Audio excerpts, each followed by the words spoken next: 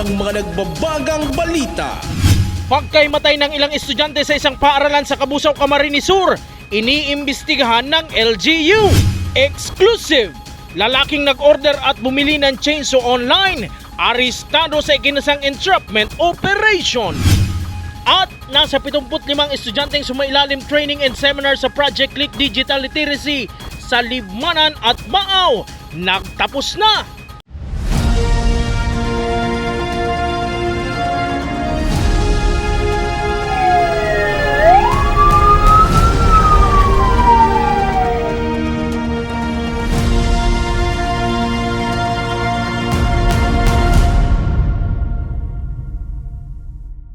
Magandang gabi, narito ang mga maiinit na balita sa Camarines Sur. Palaisipan ang sabay-sabay na pagkahimatay ng ilang estudyante sa isang paaralan sa Cabusao, Camarines Sur nitong Hulyo 8. Pangalawang beses na yan mula nang unang maitala ang parehong insidente nitong nakaraang linggo. May ulat si Eli Balbin. Pangapat na.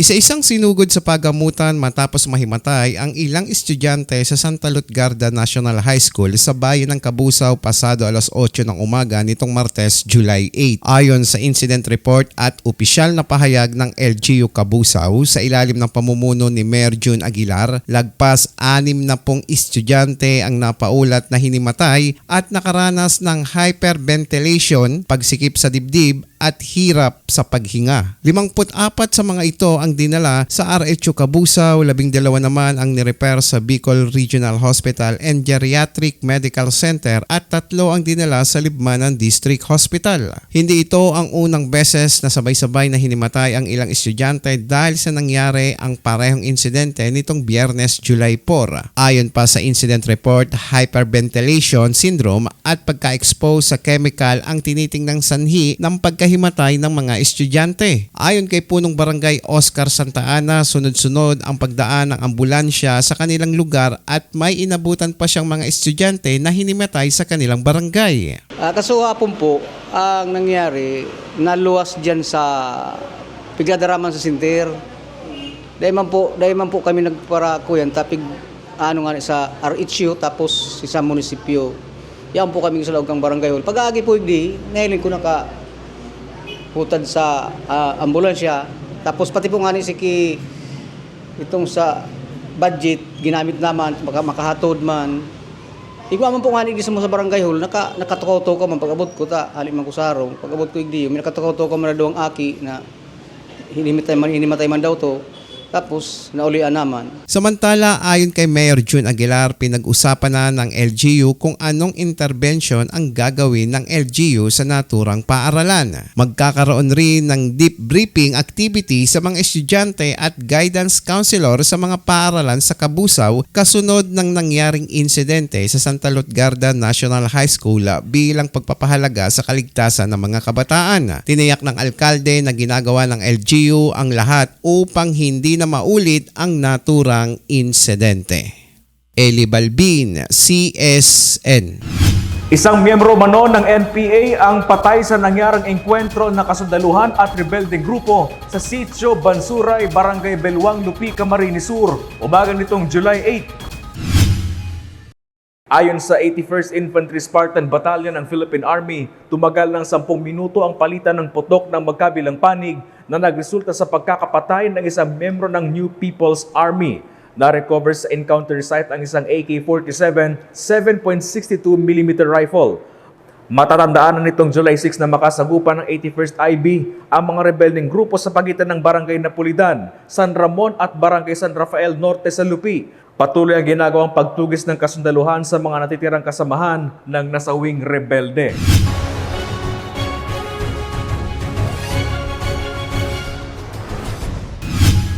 Arestado ang isang lalaki sa Goa, Camarines Sur na nag-order at bumili ng chainsaw online.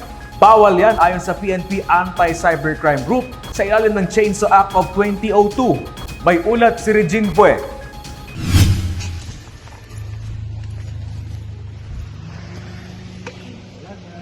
Pulis po kami.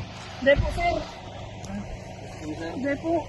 Nang magkaabutan na ng pera ang pusher, buyer at subject ng operasyon, agad na inaresto ng Provincial Cyber Response Team o CSP-CRT kasama ang mga operatiba ng Goa Municipal Police Station sa Barangay Katagbakan, Goa, Camarines Sur, ang lalaking ito na nagpapabili umano ng chainsaw online.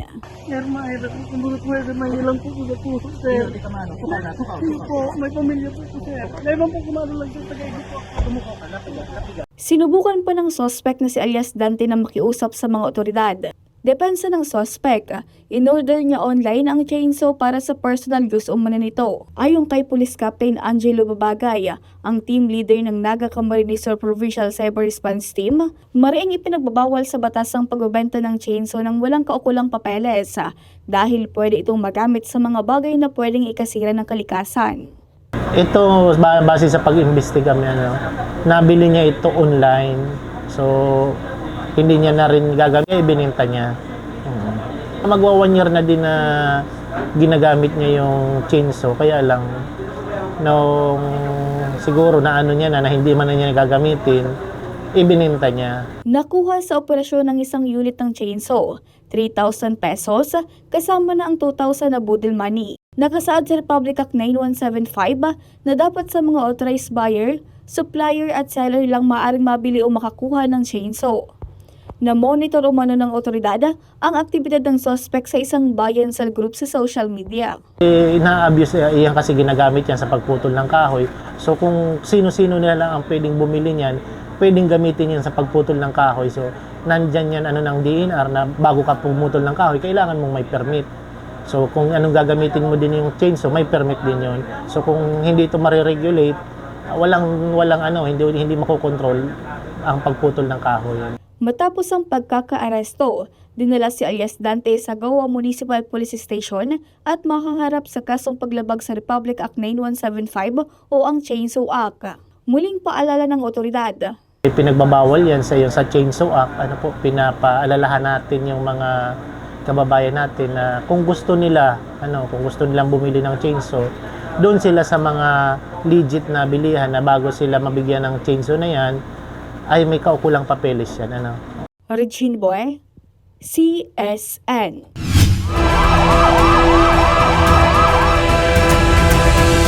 Pito ang arestado sa sinalakay ng mga otoridad na drug den sa Legazpi City, Albay na malapit pa naman sa isang paaralan sa lugar.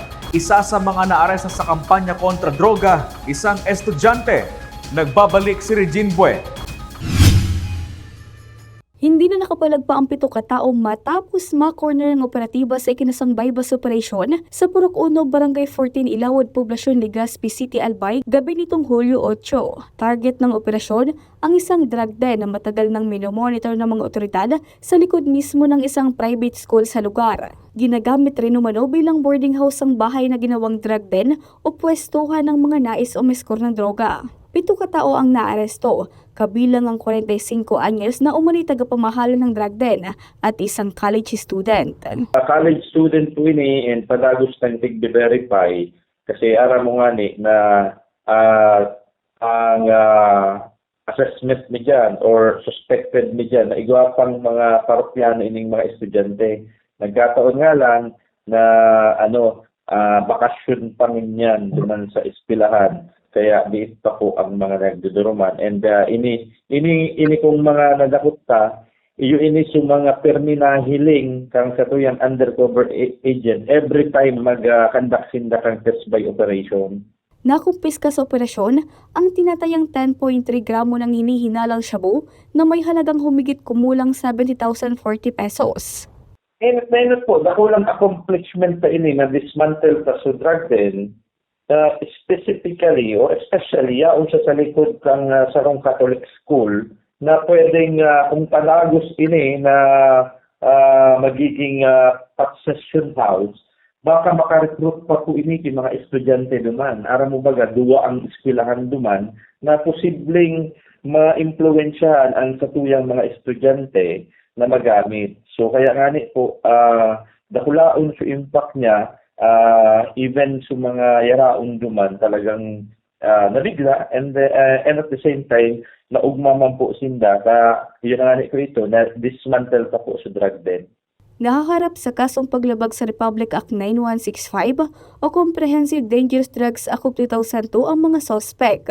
Patuloy pang iniimbestigahan ng mga otoridad ang posibleng mga kasabwat at mas malalaking koneksyon sa likod ng sinalakay na drug den. Sa general public, kung igwa pa po kamong aram na mga persona na involved sa illegal drugs, pwede po kamo mag-report sa barangay mismo kasi ang mga barangay tabaga, igwang barangay anti-drug abuse councils na iyo man ang nagpapaisi sa pulis, sa PDEA, kung sisi ang mga involved sa illegal drugs. Kamabo po ninda, pwede sinda magdyan sa tuyang mga counterparts sa Lambang City and Municipality. Igwa po kita dyan ng mga police. So pwede po sinda mag-usip. And pwede man po sinda mag-direkta sa nuya digdi sa PDEA. And gabos po na na-mention ko dahil sinda mag-update ang general public kasi pag nagtautak information, gabos man po yan ng mga law enforcement agency or unit. Tigtitreat yan with utmost confidentiality. Mayo pong nakakaaram na ika ang nagtaokang information. Regine Boy, CSN. Pinaguhuli ng mga tauhan ng Municipal Agriculture's Office ng Pasakaw ang mga galang asa sa lugar na peligroso at nagdulot na umano ng panganib sa mga motorista. May ulat si John Amador. Diretso sa dog pound shelter na ito ang mga asong gala sa kalye ng Pasakaw na nahuli ng Municipal Agriculture's Office o MAU Pasakaw. Kabilang ito sa mga programa ng pagsasaayos ng bayan mula ng muling maupong alkalde si Mayor Nino Tayco. Sa nakaaging ko ni Mayor, yan ang flagship program niya, itong sa Hataw. Ayo. Ataman sabi kaya, ataman sa kapalibutan, kasi kalinigan baga, no? Sirang man, ito tensipen niya, nag-start kami kaya July 1, kaya ba sa road clearing, tapos mga pagdakop ng ido, yan kaya saro sa mga, ang ido ka dapat maging responsable. Saro pa, nakakataw sa yamin ko yan. Aksidente sa motor, sa mga sasakyan, nagpupunta ng mga basura, nagkakalat sa tinampo, nag-uudo sa tinampo. Yan po ang purpose na kaya inot na inot talaga, maging responsable ang mga nag-aatama ni ito. Yan ang gusto namin sabihin sa inda. Iga po din tol-tol, grabe na po ang kaso niligyo sa wararak na basura. Grabe ang kaso sa Sarong Aldaw po ang ini-endorse ko doon sa Animal Bite Center na naghahagad tabang sa vaccine kayan. Mga siguro average mga 4 sa Sarong Aldaw, 3-4. Imagine. Ayon kay Mayor Tayco, lumulobo umano ang gastusin ng LGU sa mga humihingi ng asistensya sa pagpapabakuna ng mga nakagat na mga asong gala at nasasayang imbis na magamit ang pondo para sa ibang proyekto. Pabor naman ang motoristang si Jason Balbastro na 3 beses nang naaksidente sa motor dahil sa mga galang aso. Piguli yung mga aso sa Pasakaw kasi nakakaperwisyo sa mga motorista. Kasi po marami nang nasusugatan sa aso, dapat mahuli sila. Maayos naman ang mga dog pound shelter na ginawa para sa mga nahuhuling aso, habang binibigyan din ng 3 araw at multang 500 piso ang may-ari ng aso na mahuhuli bago ito makuha o matubos ng may-ari. Sa kunyari ko po kitang kwen dyan, yung animal impounding facility, hindi po dyan sa may pungol, pansamantala lang po muna yan, pag-arig sa mga nadakop na ido, dumanta po kada round. Kanya po, nagtatawa niya ng maray na pagkakaan, tubig, at tapos kung di po mabalukat dyan, kang owner, mga 3 days, well, pwede silang mag-adapt. Sir man kung talagang may tatawa lang siya ng 3 days, para balukaton.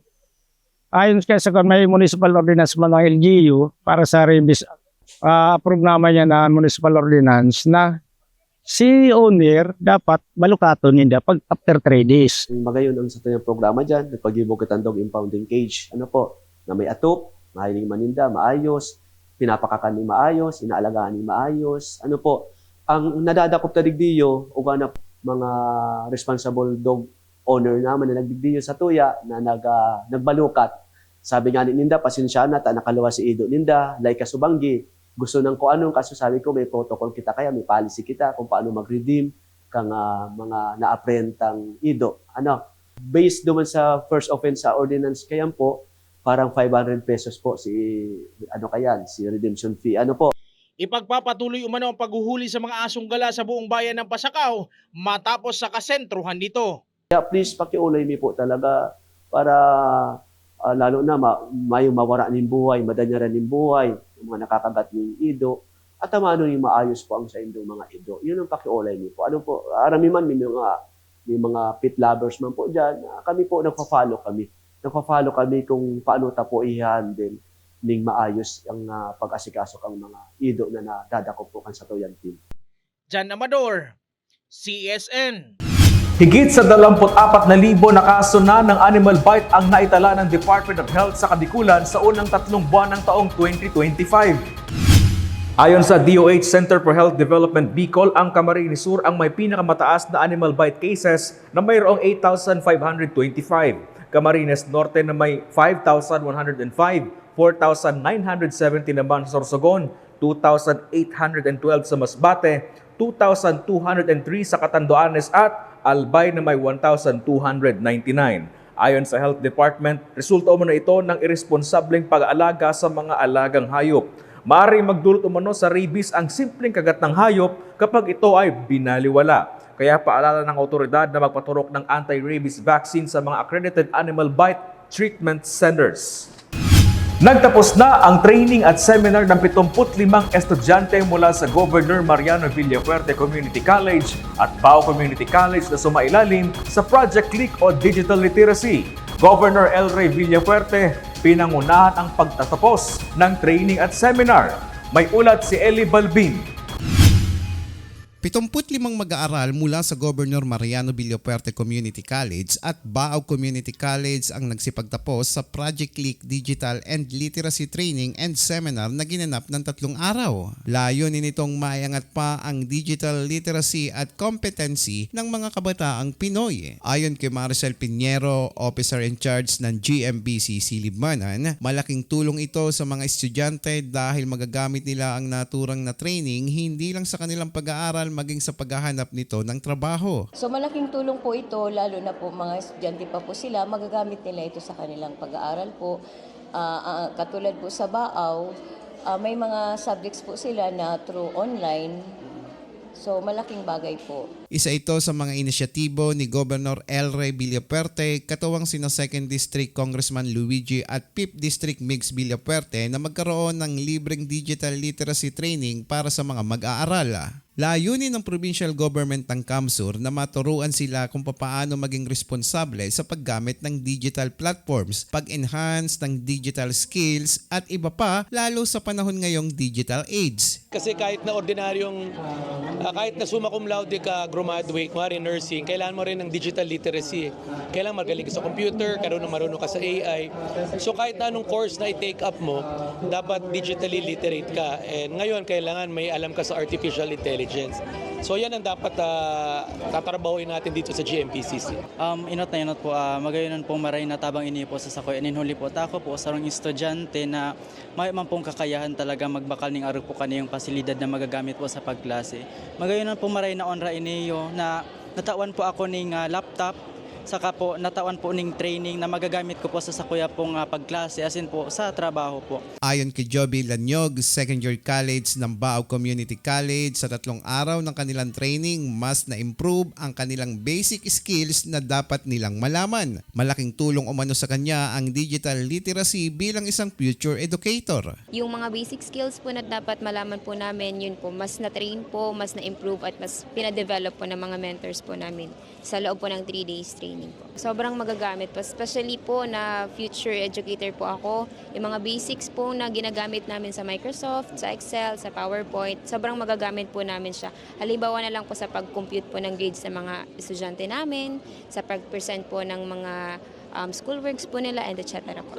Hinikayat naman ni Governor El Rey Villafuerte ang mga estudyante na magsipagtapos sa kanilang pag-aaral upang makamit nila ang mas magandang kinabukasan. Huwag susuko sa kabila ng mga pagsubok. Patuloy naman na magsusulong ang probinsya ng Kamsur ng mga programa upang masuportahan ang mga estudyante, kabilang na ang scholarship, libreng edukasyon upang masiguro na walang maiiwan sa pag-aaral. Nagpapasalamat po ako sa DICT po asin po sa toya pong gobernador, Gov. El Rey Villafuerte, huli po ta sa inyo pong inisyatibo, nagkaigwa po ng araw po kaning kagayon na programa po, digdi po sa samoyang eskwelahan. Nagpapasalamat po kasi hindi po lahat ng estudyante na bibigyan po ng pagkakataon na mabigyan po ng ganitong tulong. So sobrang laking pasasalamat din po.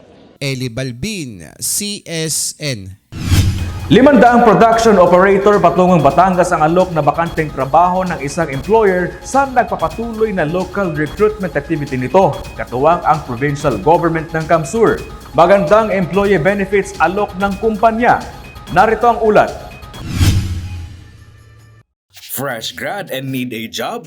Punta na sa Kamsur PESO dahil nagpapatuloy ang kanilang local recruitment activity katuwang ang ilang kumpanya. Ayon sa PKI Manufacturing and Technology Incorporated, 500 production operators ang hanap nila patungong Batangas. We encourage po sa mga lahat na nag-a-apply tapos talagang eager to have a work. So mag-apply po kayo sa PKIMT po. Kinakailangan lamang ng 18 anyos pataas ang aplikante. Tinatanggap rin nila ang mga wala pang work experiences kahit ang mga ALS, high school at senior high school. Alok din ng kumpanya ang magandang employee benefits tulad ng libreng medical, uniform, shuttle service, health card at government benefits. Kung wala pa ho kayong mga requirements na kompleto, okay lang po magdala muna po kayo ng resume po at black ballpen po, or kaya po nag-ano din po kami ng online application po.